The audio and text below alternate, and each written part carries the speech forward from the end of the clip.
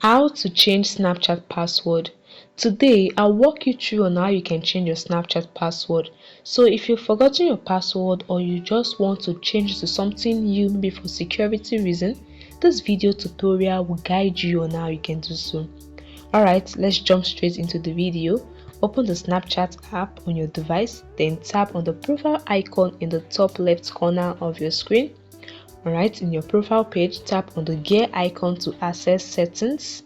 In the settings menu, select password. As you can see, tap on password, and here you are to enter your current password.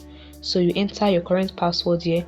However, if you have forgotten your password, what you want to do is to tap on the forgot your password option below, and you are to reset. You are given two options to reset your password, either through your email or your phone number. Select anyone according to your preference and follow the guide provided by Snapchat.